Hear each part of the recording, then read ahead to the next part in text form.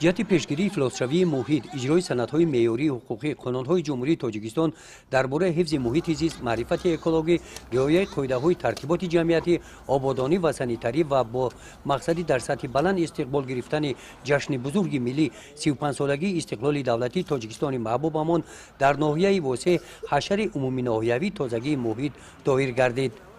در این چهاربینی کارمندان تشکیلات مؤسسه‌ها فعالانه اشتراک نمودند. در این روز کارمندان بخش فرهنگی ناحیه عنعنه معمولی مردمی را به جا آورده اهل کارمندان گرد و اطراف بنا و جویبارهای شفط آن را از پرتوها تازه نمودند. پاکیزگی محیط از یک طرف اگر خفی سر زدن بیماری‌های سرایتی را پیشگیری نماید، از نقطه نظر روانی مایه افتخار و بالیده روحی انسان می‌گردد. این نقطه را کارمندان مؤسسه‌های تندرستی ناحیه خوب درک نموده با کمک آنها و جلب ساکنان محله‌های شهرک اولبوگ در جویبارهای شفط راه مرکزی و شفط آنها کارهای تازه‌کاری‌ها انجام داده شدند. در یک وقت حشرچیان بیخ نیالها را ملایم نموده اطراف درختان را سفید کردند.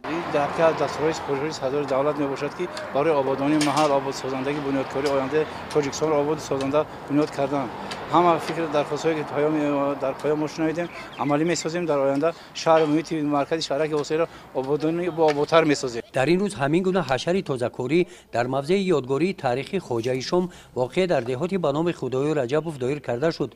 یادگاری تاریخی خواجه شام در قطار 128 یادگاری تاریخی حدود ناحیه واسع شامل بوده. تاریخ آن را به دوره هولبوگ عصرهای 9 و 11 نسبت می‌دهند. از سیاست‌های راهبر دولتمون از پیام راهبر دولتمون که 28 دکبر در پیامشون بسیار زیبا، بسیار شیرین، توجه زیاد اطراف همین تازگی و آزادی، محله ها و قشلاق های آبادکاری، سبزکنی، گل و رنگ البته بسیار زیبا گفتن. ما باز اطراف همین سیاست های راهبر دولت، پیام راهبر دولت کوشش کرده ایستادیم که با هر روز شنبه البته که در همین منظور اطراف محله ها درخت شنوندن و درخت گل ها و تازگی و آزادگی همین منظور محله هامون مردم برآورده حشر میکنیم تا که یک همین محله ما که تازه شد. ما فکر میکنیم که همین محله ما سرزمین ما تازه و آزاده شد، بیا که ما تاجیکستان تازه و آزاده و زیبا کردیم. این موضع با طبیعت رنگینش دلکش است. درختان سویافکن و میوه دهنده اینجا تاریخی بوده، عمری زیاده از 100 ساله دارند. طبق اطلاع جماعت دهات با تازه و به شکل ضروری درختان این سال به مقدار 1000 کوب هیزم برای زمستان گذرانی به مکتب‌ها داده شدند. این موضع تاریخی با آماده شدن خریطه سیاحی ناحیه واسع و تشریف سیاحان داخلی و بیرونی باز هم زیباتر می‌گردد. کلانترهای ما میگفتن که این از حساب از عصر 9 8 9 وجود دارد.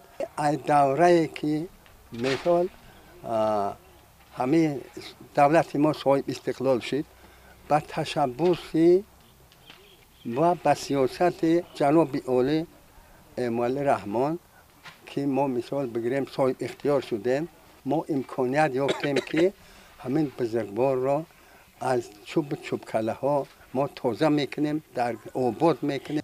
توسط حشر ساکنان اطراف یادگاری را از خس و دیگر علف‌های بیگانه تازه کرده در پیراهه‌های آن درختان آرایشی و گل و بوته‌ها شنانیدند. گزارش خواجه نظری خدای نظر ظهوروف از ناحیه واسع برای برنامه اطلاعاتی نوید